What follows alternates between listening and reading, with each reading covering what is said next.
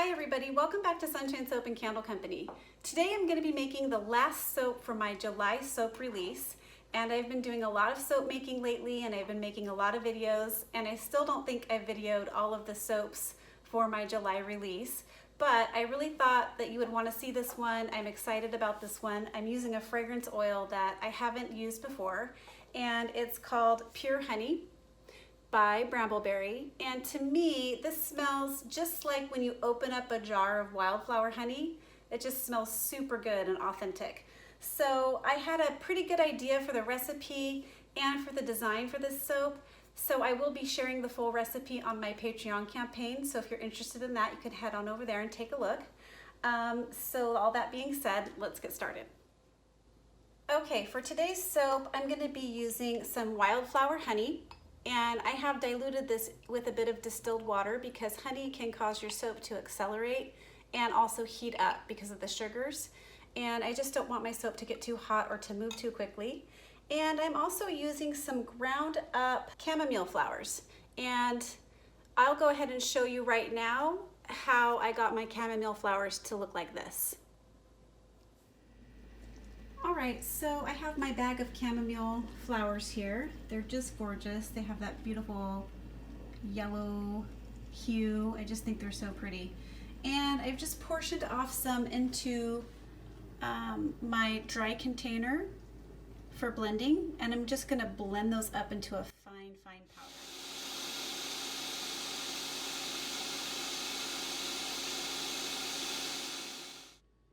Alright, there's my chamomile flowers all ground up into a very fine powder. It's really soft and it smells just like chamomile tea.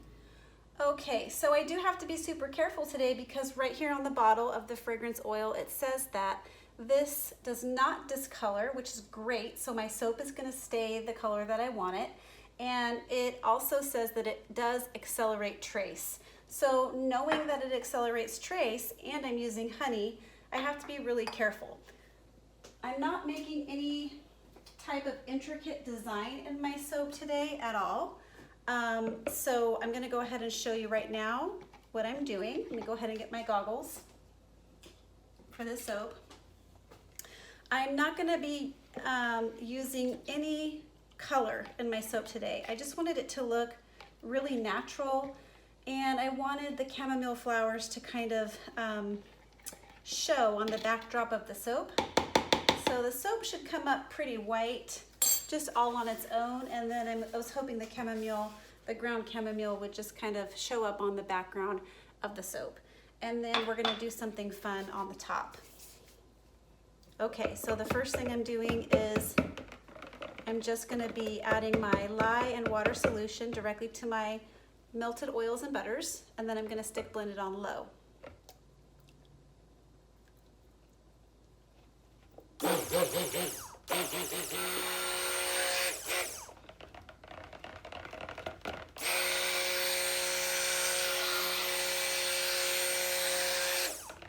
All right, I'm just bringing this to emulsification because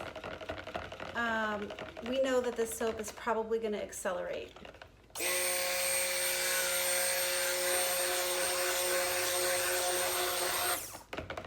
So I'm going to stop right there.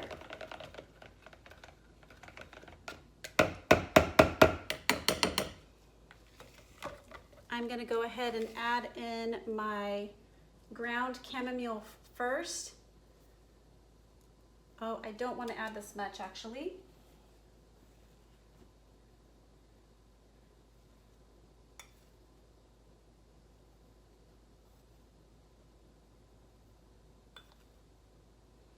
I think the chamomile adds a really nice sweet floral. It'll go really nicely with that fragrance, with the sweet honey, the pure honey fragrance. I'm just going to give this a stir by hand and see what happens. It actually kind of looks like bee pollen. I don't know if you guys saw me last month.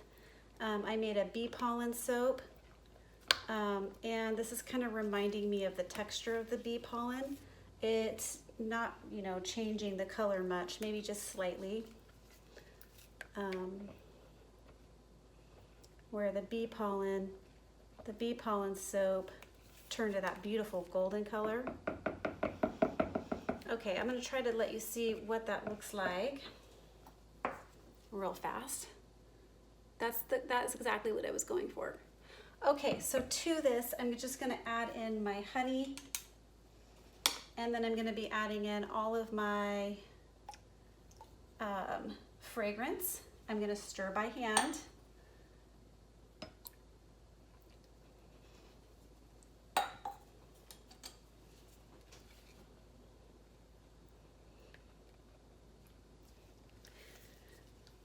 And I am making this soap at room temperature too, to try to combat any of that acceleration issue.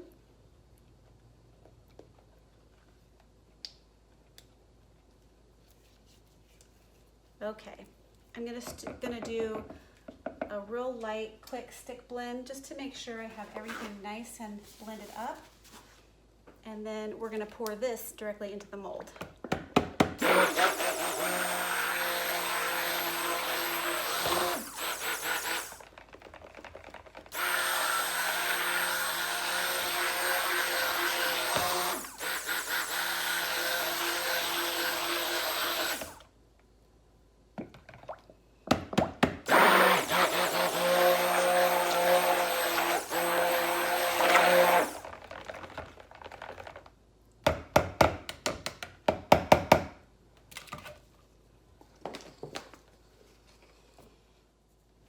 Okay, so it is starting to thicken up a little bit, but it's perfect. I'm gonna pour it right into the mold, and then I'll show you what I'm doing for the top.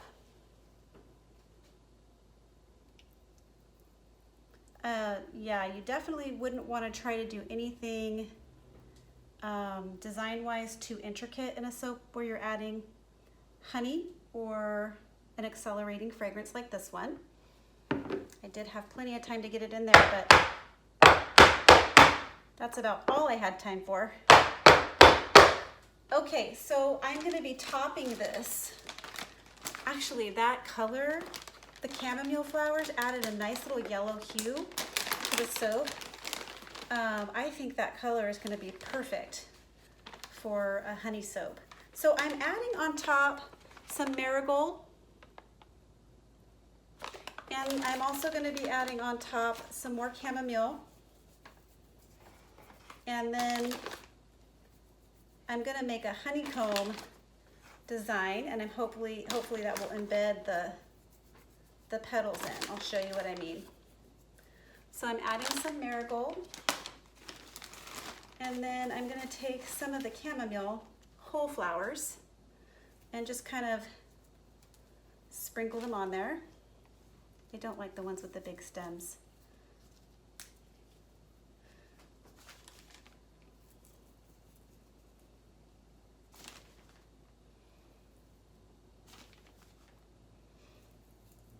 Okay, and then the next thing I'm gonna do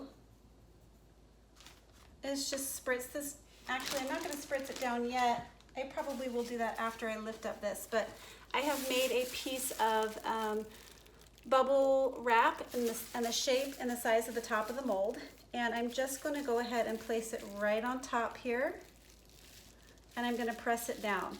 Now the point is I'm gonna make a honeycomb design right on top of the soap. So when this cures out a little bit and I lift up the bubble wrap, it will look like a honeycomb. But I'm also kind of hoping that it pushes down the flower petals right into the design of the soap.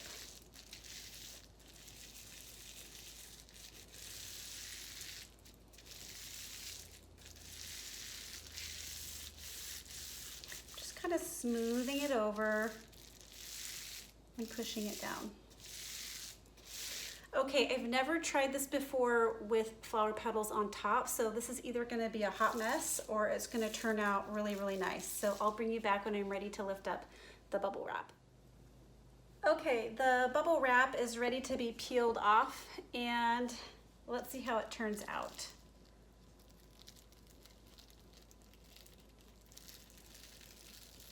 So the flower petals are doing exactly what I wanted them to do, and they're sticking right inside of that honeycomb design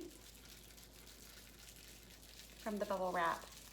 I think that looks so pretty. So I'm gonna go ahead and spritz this down with my 91% rubbing alcohol. I may sprinkle just some chamomile right inside there real fast. So I've got the chamomile petals all ground up. I think I'm just gonna do the littlest bit, just kind of in between. I just wanted it to look real botanical and kind of, I don't know, vintage looking, I guess, is the design I was going for, a little vintage honey. I just made that up, vintage honey. I don't even know if that's a thing. It is in my head, I guess. Okay, so now I'm gonna go ahead and spray that down. Now, sometimes when flowers mix with soap, that's how it looks. Sometimes when flower petals mix with soap, they do turn brown or sometimes even black. And so I'm wondering what the actual color of the soap is gonna be. I'm totally okay if it goes a little bit darker. Some of the speckles from the chamomile on the backdrop of the soap may turn more brown looking than it is right now. Right now it's a really beautiful golden yellow, so beautiful. So that's the making of Pure Honey cold processed soap. Please stay tuned for the cutting. All right, we're back to go ahead and cut this honey soap, and you can see how the chamomile powder that I ground up, the little speckles turned brown, just like I anticipated, but I really like the way it looks against the natural color of the soap. And then there's the top, which I thought turned out really beautiful. So let's go ahead and give this a cut. It smells really good. I think I'm going to call this one Wild Honey. I'm cutting it on the side so that the flowers on the top don't leave drag marks through the soap.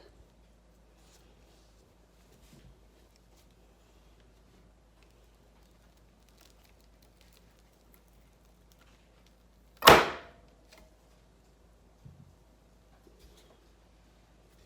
go see how it turned out.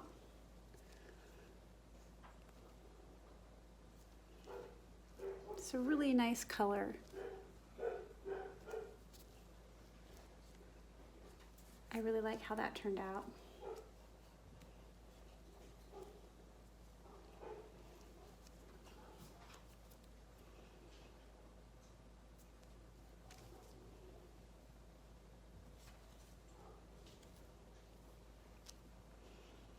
So not much to show. They all kind of look the same. So I'll go ahead and show you one more.